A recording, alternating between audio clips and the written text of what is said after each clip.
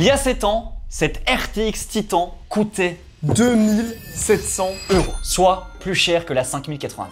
À l'époque, c'était une machine de guerre et elle avait été annoncée à la Gamescom de 2018 à Cologne où on était présent. On avait 16 ans, on avait fait des fausses cartes d'identité, mais on était présent. On était là. Voilà, si vous regardez les rushs du public, on était là. Cette vidéo est sponsorisée par GVG Mall. Merci à eux. Si vous cherchez une clé d'activation Windows, vous savez où aller. C'est notre partenaire officiel pour la chaîne YouTube durant toute cette année 2025. Donc pour tous les projets des youtubeurs, des concours, etc. Et ben vous allez entendre parler de GVG Mall. Donc si vous êtes à la recherche d'une clé Windows ou d'une clé Office, et ben vous allez directement sur le site, vous mettez Windows 11 Pro par exemple. Et là vous voyez que vous avez la clé Windows à 28 €. Vous n'avez plus qu'à rentrer le code FHVIP pour avoir moins 35% de réduction. Ça, cool. Et on passe de 28 € à 18 €. Comme Windows 11. Vous avez évidemment le choix parmi plusieurs méthodes de paiement pour vous procurer la clé. Ensuite, vous allez dans l'User Center directement sur GVG Mall et vous réceptionnez votre clé. Il y a le service clientèle GVG Mall si votre clé ne fonctionne pas, qui est 24 h sur 24. Pour l'activer, vous allez dans l'onglet Activation sur Windows et vous modifiez la clé d'activation. Vous la rentrez et puis enfin, votre Windows est activé. On peut dire que le watermark il fait chier, donc si on peut le retirer, on dit pas non. La Titan RTX, c'était la carte graphique qui faisait rêver tous les gamers. Déjà par son look, vous allez le voir, mais surtout parce que c'était en fait la carte la plus puissante en 2018. Il y avait pas plus puissante. On dit puissance, pas pouille. En fait, elle avait tout d'extrême. Déjà, elle avait 24 Go de VRAM en GDDR6. Elle les a toujours. Oui, elle les a toujours. Mais c'était énorme pour l'époque. Il n'y avait aucune carte pour la concurrencer. Et même sur la gamme Titan, c'était du jamais vu. Ce qui la rend encore plus unique, c'est que c'est la première Titan en RTX, mais la toute dernière des Titans de chez Nvidia. C'est ça, il n'y a plus eu de Titan après. On est directement passé sur la 3090 qui est venue remplacer la gamme Titan. Et avant cette RTX Titan de l'architecture Ampère, on avait la Titan de chez Pascal. C'est qui Pascal? Et on avait donc cette Titan XP, Titan X et le P pour Pascal. Et nous on avait même la version Star Wars. On a la version Black et Red juste ici. Ça c'est un objet de collection. Elle est magnifique. Galactique Empire. Niveau performance, ça n'avait rien à voir. Et d'ailleurs, elle n'avait que 8 Go de VRAM. 8 Go, mais pour l'époque c'était déjà pas mal. Je me souviens, tout le monde se branlait comme ça, vraiment la... Barrette de RAM 16 Go. Je la veux, je la veux. Je me souviens à l'époque quand les youtubeurs avaient la Titan, c'était un peu le rêve de tout le monde, tu vois. La Titan pour moi, c'est le Saint Graal, c'est la carte en or quoi, Voilà. tu vois, c'est vraiment la carte rare. Mais la Titan RTX, c'est encore autre chose. Et est-ce que vous êtes prêts? On va la redéballer ensemble. 7 ans après, on l'a achetée sur eBay pour 1100 €.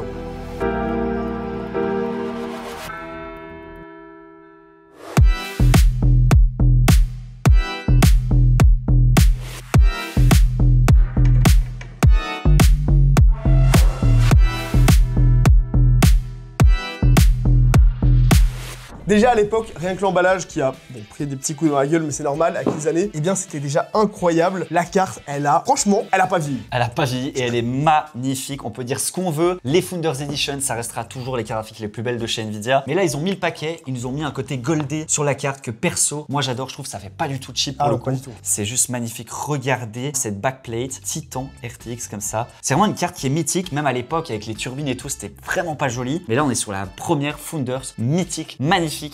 Exceptionnel. Et ça fait beaucoup là. Elle est vraiment super belle, mais vous imaginez bien, si on fait une vidéo aujourd'hui 7 ans après, eh bien c'est dans le but d'aller tester les performances et la comparer avec les cartes qu'on a aujourd'hui sur le marché, la 5090, la 5080 qui vient de sortir, et voir si elle peut encore concurrencer des cartes haut de gamme ou pas. En sachant qu'il n'y a pas de stock en ce moment sur les nouvelles 5000, peut-être que ce sera un bon plan au final. Parce que finalement 1100 €, c'est le prix d'une 5070. Ça fait mal hein. Évidemment à l'époque sur la gamme Titan, on avait tout ce qui se faisait de mieux. Par exemple, on a 3 ports DisplayPort 1.4 qui supportaient la 8K 60 Hz. C'était pas mal pour l'époque. Fallait déjà se lever tôt. Fallait réussir à trouver des écrans, c'était pas facile. Et puis un port USB Type-C directement dans la carte graphique. Et un truc qui est assez cool aussi, c'est que si jamais c'était pas assez cher pour vous, 2700 $, eh bien vous aviez juste à hop, retirer la petite encoche, très jolie d'ailleurs, et vous pouvez y passer en NVLink et en connecter plusieurs les unes avec les autres. Là, on vous met une photo avec 10 Titan RTX dans un PC. Voilà ce que ça donne. Et pour l'époque, cette Titan RTX, c'était un petit radiateur. On était déjà à 280 watts de TDP. Pour l'époque, c'était énorme. Bon, maintenant, on est à 600. Ça, c'est un autre problème. On va quand même la comparer à la 5090. C'est vrai. On va aller voir les performances qu'elle a réellement. Avant de vous dire exactement combien elle a de cœur CUDA, à quelle fréquence, etc., je propose qu'on passe directement au test et qu'on la compare avec d'autres cartes plus récentes pour voir ce qui lui reste dans le ventre.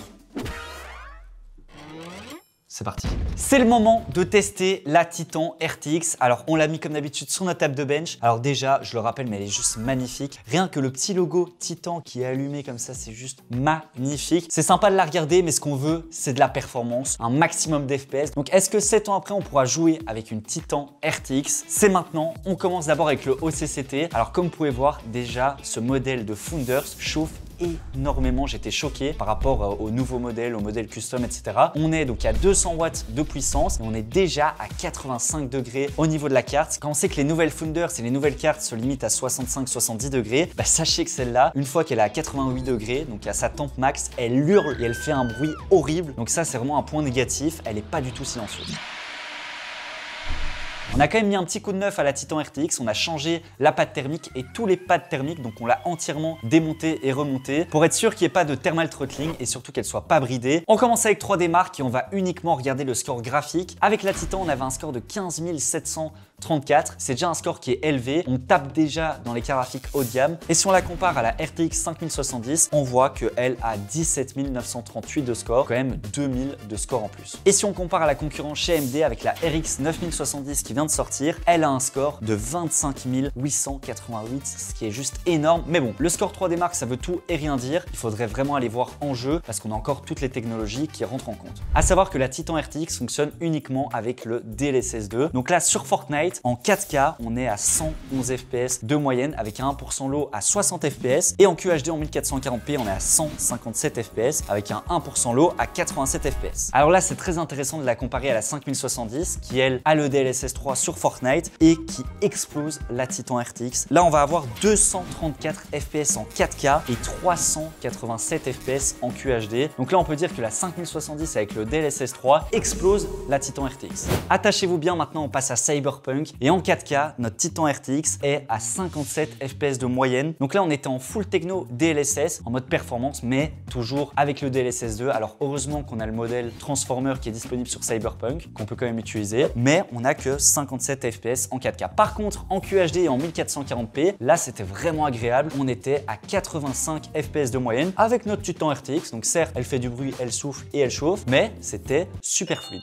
La 2080 Ti est en dessous, elle est moins performante que la Titan RTX sur Cyberpunk, mais par contre, la 5070 avec le DLSS 4 explose, mais alors là, marche sur la Titan RTX vu qu'on va avoir un score de 181 FPS en 4K et 225 FPS en 2K. Donc là, ça n'a rien à voir. C'est là qu'on voit que le multi-frame generation et la génération d'images par IA fait la différence ici. On a une carte qui est 4 fois plus performante que la Titan RTX. Après, restez bien jusqu'à la fin parce qu'on va parler prix et on fera un petit rapport performance-prix. Sur Marvel Rivals, avec le DLSS en mode perf et en ultra, de nouveau la Titan fait tourner le jeu sans problème en 4K. On était à 66 FPS avec quand même un 1% low à 27. Alors j'avoue qu'il y avait quand même des petits drops d'FPS. Ça de nouveau, c'est le manque de surcouche technologique. Par contre en QHD, là on était à 101 FPS avec un 1% low à 43. Donc certes, parfois il y avait des gros drops, mais ça se faisait pas trop ressentir. Aujourd'hui, on pourrait jouer avec la Titan RTX à Marvel, mais pas en 4K. Sur Hogwarts Legacy, c'est super intéressant parce que c'est un jeu, on va dire, opti Nvidia. On a le DLSS 2, 3 et 4 avec le multi-frame generation. Alors la 5070 en 4K est à 176 FPS de moyenne et en QHD 213 FPS de moyenne. Donc là, on peut le dire, ça fonctionne super bien. Et notre Titan RTX, malheureusement, ne fait pas tourner Hogwarts Legacy. Oui, vu qu'elle n'a pas en fait les dernières technologies et que le jeu est sorti bien après, la carte ne fait juste pas tourner Hogwarts. C'est injouable, c'est horrible, c'est en ultra, en élevé, ça ne fonctionne pas. Il faudrait être en faible parce qu'on n'a que 41 FPS en 4K et que 62 FPS en QHD. Donc à la limite en 1080p, on pourrait jouer à Hogwarts, mais sinon c'est quasi injouable. Les performances sur Counter-Strike 2 maintenant, ça va être intéressant parce que c'est peut-être le seul jeu sur lequel cette Titan peut un petit peu s'en sortir parce que simplement il n'y a aucune techno. Ni DLSS 1, ni DLSS 2, ni DLSS 3. Et là ce qu'on peut voir c'est que c'est l'un des seuls jeux sur lequel elle arrive à se caler un petit peu au-dessus de la 4060 Ti. En 1440p, on a réussi à avoir 145 FPS de moyenne et en 4K, on était à 77 FPS. Comparé à la 4060 Ti, c'est pas mal vu qu'elle avait que 128 FPS en 1440p et 66 en 4K. Donc là, elle s'en sort bien, mais ça reste quand même loin en dessous de la 7700 XT par exemple, qui elle avait 160 FPS en 1440p, 85 FPS en 4K. Ça, c'est si on compare aux cartes graphiques de l'année dernière, mais si on les compare aux nouvelles cartes, par exemple la 9070 de chez AMD, et bien là, il y a quasiment 2 fois plus de FPS, vu qu'en 1440p,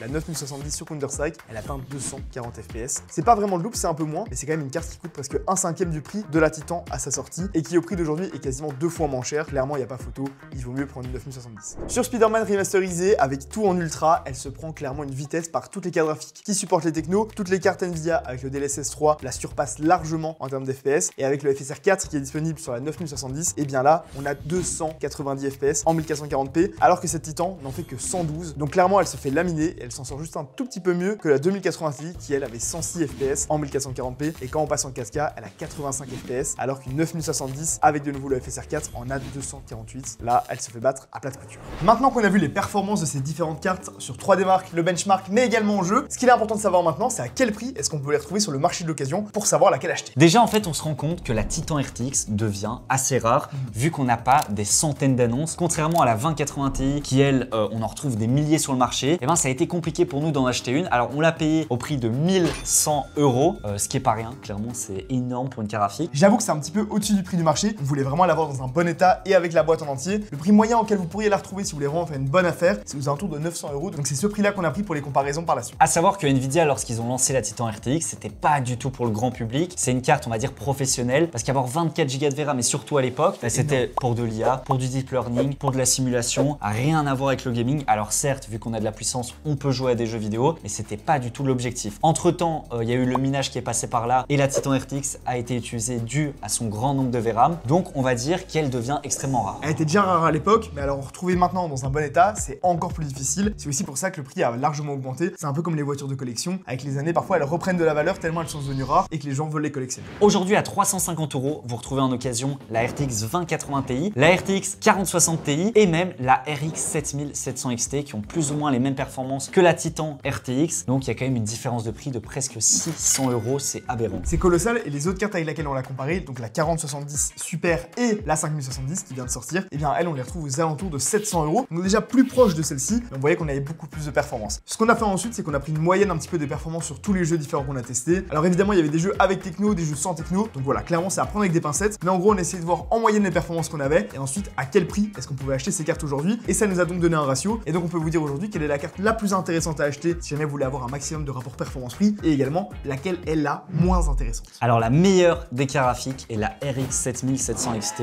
Non, c'est pas la 9070 actuellement vu que le prix est beaucoup trop élevé, ni la 5070. Par contre, si les prix descendent, ça pourrait être vraiment intéressant de passer sur du next-gen. Mais aujourd'hui, la 7700 XT au prix de 350 € en occasion est le banger absolu en termes de performance-prix. Mention honorable pour la RTX 2080 Ti qui a un très bon rapport performance-prix, mais malheureusement, on profite pas du DLSS 3. Ça aurait été de loin la meilleure des cartes. Après, on a trois cartes qui sont quasiment au coude à coude en termes de rapport performance-prix, mais la pire carte, celle qui est vraiment la moins intéressante à acheter, qui a des performances qui sont vraiment pas ouf et qui a en plus un prix hyper élevé, je vous la donne dans le mille, et bien c'est Titan RTX. On pouvait s'y attendre parce que c'est pas une carte gaming à la base, c'est une carte extrêmement haut de gamme et généralement plus les cartes sont haut de gamme, moins elles sont intéressantes, malgré le fait que la 2080 Ti a un très bon score, c'est parce qu'il y en avait énormément à l'époque et donc aujourd'hui elle coûte plus rien d'occasion. Celle-ci elle est tellement rare que son prix a pas tellement baissé au final, mais clairement si vous devez acheter une carte graphique aujourd'hui pour le gaming pas cher pour avoir des performances, prenez pas celle-là. De nouveau, on voit que la VRAM ça fait pas tout sur une carte graphique et que les surcouches technologiques ça fonctionne plutôt bien. C'est vrai que là, y a rien à dire, ça marche.